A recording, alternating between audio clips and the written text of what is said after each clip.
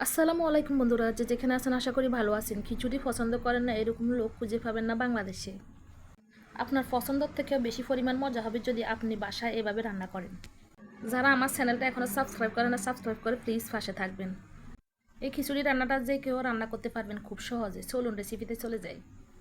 আমি একটা পাতিলে তেল বসিয়ে এখানে এলাচ, দারচিনি, তেজপাতা দিয়ে দিলাম। এখানে আমি সরষের তেল ব্যবহার করেছি, এটা আমার ভালো লাগে। আপনারা চাইলে এখানে সয়াবিন তেলটা ব্যবহার করতে পারেন। আর এখানে পেঁয়াজ কুচি দিয়ে দিলাম। এটা একটু ব্রাউন কালার হয়ে আসলে এখানে আমি আদা রসুন পেস্ট দিয়ে দিব 1 চামচ করে। এখানে লবণ দিয়ে দিব পরিমাণ মতো।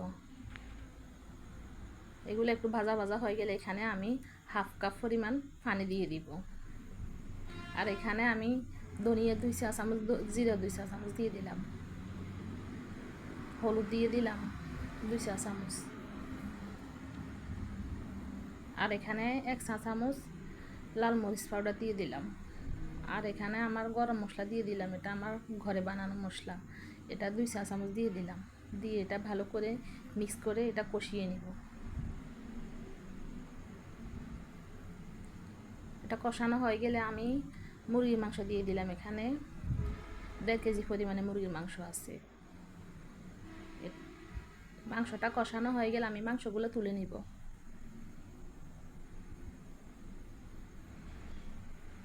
সবগুলো মাংস আমি তুলে নেব।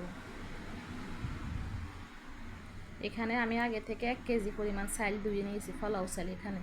আর এখানে মসুর ডাল দিয়ে দিলাম 1 কাপ, দিয়ে এটা ধুয়ে নিয়েছি, আধা ঘন্টা আগে ভিজিয়ে রেখেছিলাম। এখন ঝোলের সাথে আমি ঝোল এবং মশলার সাথে চালটা ভালো করে মিক্স করে নিব। মিক্স করা হয়ে গেলে এখানে গরম পানি দিয়ে দিব আমি। 1 কেজি চালের জন্য এখানে 1.5 কেজি পানি দিয়ে দিলাম। আর এখানে কিছুটা কাঁচামরিচ দিয়ে দিলাম, দিয়ে ঢাকনা দিয়ে এটা ডেকে দিব। এটা বলক আসতে বেশি সময় লাগবে না, পানিটা যেহেতু গরম। এখানে আমি ঢাকনাটা তুলে 10-15 মিনিট পর এখানে মাংসটা আমি এখানে দিয়ে দিব। মাংসটা দিয়ে ভালো করে মিক্স করে নেব। আর এখানে কিছুটা গরম মশলা দিয়ে দিব। আর এখানে আমের আচার দিয়ে দিলাম। আপনারা যে কোনো আচার দিতে পারেন, আর কেউ আচার পছন্দ না করলে আচারটা স্কিপ করতে পারেন। দিয়ে ভালো করে মিক্স করে নিব। এখন আমি ঢাকনা দিয়ে ঢেকে দিব, একদম দমে বসিয়ে রাখবো। দেখেন আমার খিচুড়িটা একদম হয়ে এসেছে, একদম জর্জরিয়ে হয়েছে, নিশ্চয় দেখতে পাচ্ছেন।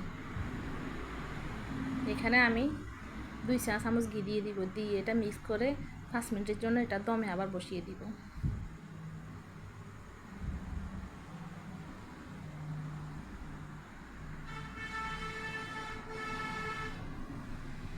ঢাকনাটা তুলে এটা পরিবেশন করবো এবার গরম গরম।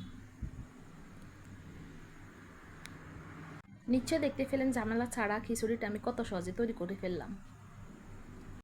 আমার চিকেন ভুনা খিচুড়িটা আপনাদের কাছে নিশ্চয়ই ভালো লেগেছে।